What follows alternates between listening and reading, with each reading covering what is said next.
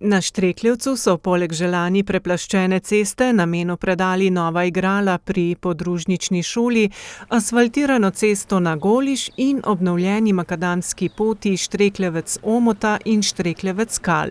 To vse troje je rezultat, plod participativnega proračuna in lahko vemo ali pa si mislimo, da to gotovo ne bi bilo sedaj predano še namenu, verjetno mogoče kasneje, ampak ker so pač ljudje predlagali, se za to založili, glasovali, je bilo to tudi narejeno, tako da s tem sporočamo, da res upoštevamo tisto, kar ljudje predlagajo. Skupna vrednost naložb je znašala 175 000 evrov. Platoja z igrali so se razveselili tudi na Gradniku in Krvavčjem Vrhu. Veseli nove pridobitve so bili na Cerovcu pri Črešnjevcu, kjer bo krajane združeval večnamenski objekt. Občina je stavbo odkupila leta 2015.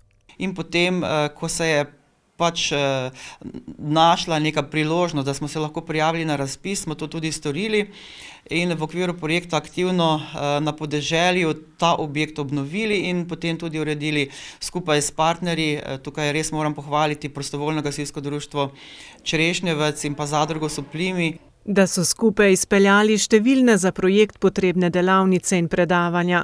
V sklopu participativnega proračuna je bilo asfaltirano dvorišče pred objektom in pred gasilskim domom, skupna vrednost pridobitev na Cerovcu pa je znašala slabih 175 000 evrov.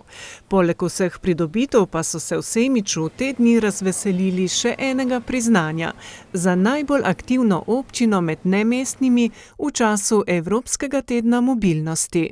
Res smo hvaležni kulturnemu centru in vsem, ki so se trudili s številnimi aktivnostmi, da smo bili na koncu res najboljši, res največjimi in da so to tudi prepoznali na Ministrstvu za infrastrukturo, ki je občini to laskavo priznanje podelilo.